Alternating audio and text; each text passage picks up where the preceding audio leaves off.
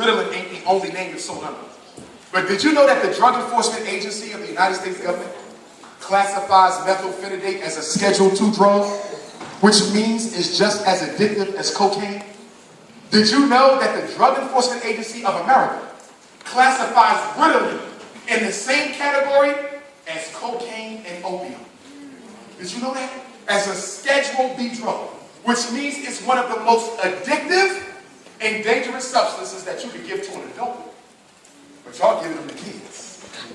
Your son get a pill in the morning, he get a pill in the afternoon, and he get a pill for dinner.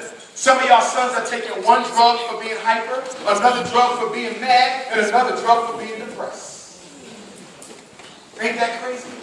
And then you see him start losing weight, or he start gaining too much weight, or he can't sleep, or he can't stay asleep, or he start hearing things, or he start seeing things, or his kidney ain't working too good no more, his heart ain't working too good. Oh, let me go a little bit deeper. Your son been on drugs since he was 5. Now he's 25. He's married now, got his life together, trying to have a baby, and can't. And go get checked out by the doctor and finds out that the drugs he was taking, so he can sit still long enough to be miseducated, wiped out his ability to have kids.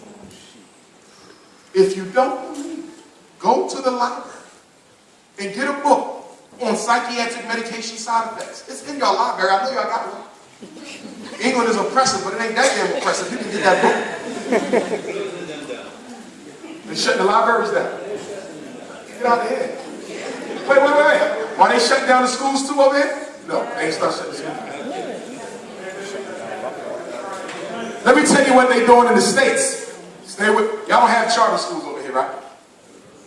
Charter, alternative public schools, charter schools. Yeah, they're shutting down the schools. What they do, they go to schools, rename them, and get the school in their capital.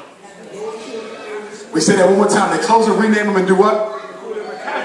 Call them an academy and get rid of the kids who was there. A company in the community was supposed to have belongs to them.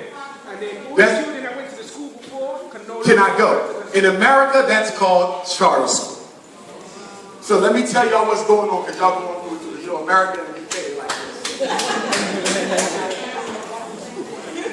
When I go to home, they say, "But how black people in London?" I said, "Just like y'all." What you want? Mercedes Benz, what you want? Weed, what you want? Whatever you got, they got. So let me tell you what they're doing in America. Y'all got charter schools. It's just called different. Let me tell you what they're about to do.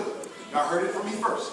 They are about to eliminate public education, okay, in Europe and in America. And they're doing it to speed up the mass incarceration of black men and the elimination of a need for black people in the economic labor force. Let me tell you what they're doing in America. They're opening up charter schools all over the country. And they open up academies here. You think the academy is good because you say, well, the school ain't working as it is. They're going to shut it down, bring some new people in, create some structure, some accountability, and open it back up. How can that be bad? If we saying the black kids ain't learning, how can you be against a school that's going to make sure they learn? But here's the kicker. They open up that academy. They get rid of all the kids who went there. When the academy opens up, a lot of the kids who are going to come from outside that community. They're going to bring them in from outside. And they're only going to let some of the kids who live in the community go. So if you notice, with every academy, it's a reduction in the amount of space available to teach. So if you keep on academizing all the schools, sooner or later, most of the black kids won't have a school to go to. Did y'all hear that?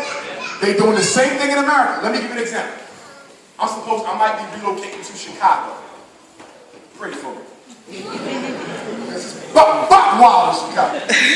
Okay, so I can't wear a Phillies cap or nothing when I go there. But anyway, I might go to Chicago for my postdoc, right? I come to Chicago, I go to the superintendent of schools, Ronnie Emanuel, the mayor. I say I want to open up 3 charter schools for black boys in Chicago. All the black people in Chicago are going to be happy. Dr. Umar coming. He opened up 3 schools. It looks good, don't it? But each of my 3 schools is going to be allowed 500 kids. So that's 1,500, right? Guess where those 1,500 boys got to come from? All the other public schools. So I'm going to take 500 from a school that was built for 800. Stay with me. So when I take them 500 out of the school that was built for 800, now they only got 300 in a school built for 8. What they going to do to that school? Shut it down and redistribute them kids to another. Second school was built for 600. I took 400 out. What they going to do? Shut it down and redistribute the school. Look at what they're doing. They bring it back to Umar to Chicago to use me to destroy public education. And then after I destroy public education, guess what they're going to do 5 years from now? Destroy me. Stay with me. Stay with me. It's happening all over America. They're going to come to me in 3 years from now, and they're going to say, your test scores are not high enough. Stay with me. Now, they just use me to shut down your school, and your school. And then they let me live for 3 years. And then they find me and say, your test scores ain't high enough. If they don't go up on the next test, we got to take your charter back. Why? And guess what happens next test? They don't go up because they the ones scoring it. Okay? So then they send somebody out to my school and take my charter off the wall and say, you'll be closed in 90 days. Look what they did. They used me to shut down 3 public schools, and then they shut me the hell down. Y'all got to wake up and recognize that the only school that's going to work for our kids is the ones we pay for. And I know you don't want to hear it because you're lazy and want to spend all your money on cars and clothes. Independent education is the only way to do this, y'all. I told the charter school people this was a setup. I said, this is a setup. They didn't build charter schools to help no black kids. And now they shut down the charter schools. And every time I go give a lecture, Dr. Umar, can you believe that the state is taking our charter? We're the oldest Afrocentric charter school in the state. We've been open since the charter school movement started. And now they're closing us down. And I said, I told you this would happen. Once you understand white supremacy, and I'm working on an intro to white supremacy book for black youth. Because y'all too scared to tell them about it. So I'm going to teach them. But once you understand it, you can't fall for games like this. When you understand it.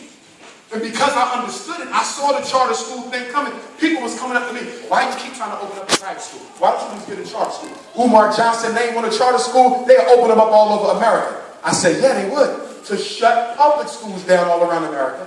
And then shut me down 5 years later. So y'all got to understand that the only way to fix our children is to do it ourselves. It is our responsibility. So stay away from the medication. It ain't nothing but crack. And for my mothers in here, if any of y'all breastfeed, y'all better stay away from that Similac milk. Similac is made by the same company that makes Depakote. Did y'all hear that? The breast milk people make the brain drugs. So you giving your baby milk that's made by a brain drug company? You think ain't no drugs in the milk?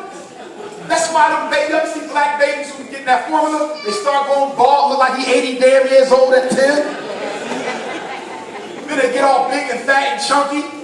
You're like, why that baby overweight like that? Look like the Michelin man, right? Because you keep feeding them, because it ain't no nutrition in that milk, y'all. But it's a drug in the milk. So when the baby crying, the baby not crying because he's hungry, he crying because he's looking for another fix. God gave you breast, black women, you use them. And if you talk about your milk ain't working, Dr. Laila Africa, Dr. Sabi, Dr. Scott Whitaker, I can name like 20 of them, they'll give you herbs that'll make your milk flow.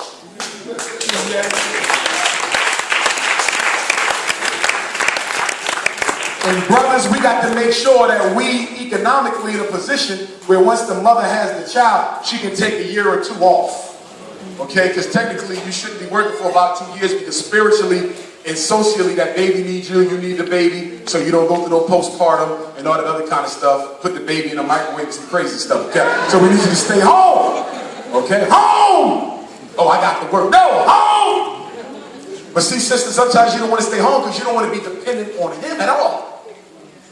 Even if you're a good man, you don't want to depend on him to provide because your mama told you don't depend on no black man. So you rather stick the baby in a daycare center and go run your butt off to work, and so they can give him Similac all day. And by the time you pick him up, he hides the damn car.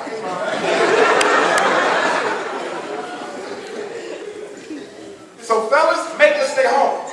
But ladies, you got to stay cute for a little while, okay? All right, stay cute for a little while. Only a couple years. I got the 5-year rule. 5 babies or 5 years, whichever one comes first. After that, I don't care what you do to yourself, okay? 5 years or 5 babies. After that, you're good to go. Now, my next one is juvenile incarceration. Y'all got juvenile incarceration centers over here? For the teenagers? They filling up like crazy? Okay. Black men, this is our problem. We all should have programs for these young men. These mothers should not be out here struggling to take care of these boys by themselves. I'm going to put that on you. She shouldn't even have to ask you for help. A sister shouldn't even have to ask a brother for help. The brother should go to the sister and say, sister, I see you raising a young man on your own. Can I step in here? You know, I got a son or no sons or whatever you got. I like to, you know, have spend some time with me. That's all you got to do, black man. But we not doing it. We see these mothers struggling with these overgrown boys and won't say nothing about it because we're too selfish. So I'm going to challenge every man in here to say the same thing I tell your brothers in Canada and the same thing I tell your brothers in the islands and in America. I don't care if you got 50 sons of your own biologically. You should still have 2 young men that you are not related to who you have taken an active role in their life. All of us should have young men that we role model. I don't like to use the word mentor because we know where that word comes from, right? You know where mentor come from? They come from Greco-Roman culture. And the mentor was the man who would take the boy and sodomize him into sexual confusion. Go to the library Monday and do your research. You don't have to believe me. That's where mentor come from. Torment. Okay? So, do your research. I don't want to get too much into that because we're in a public facility. I can't stretch out like that. I'm going to stretch out tomorrow. Okay? But fellas, we got to start taking our young men under our wings. Jobs. Black men need jobs. I heard black men could get jobs easier over here. Is that true?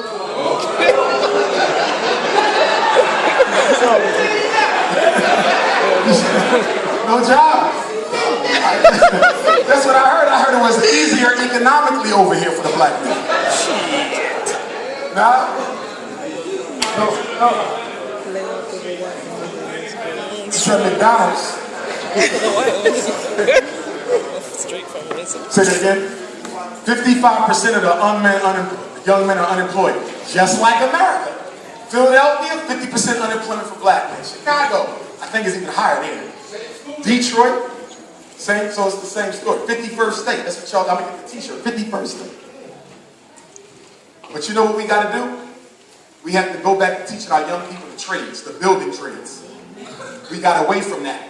Is that what they do over here? They teach everybody, go to college. Yep. Go to college. Go to college. Well, what about working with my hands? Don't worry about that. Go to college. How much money do those men make over there building that building? Don't worry about that. Go to college. Go to college. Go to college. We have messed ourselves up with this college home.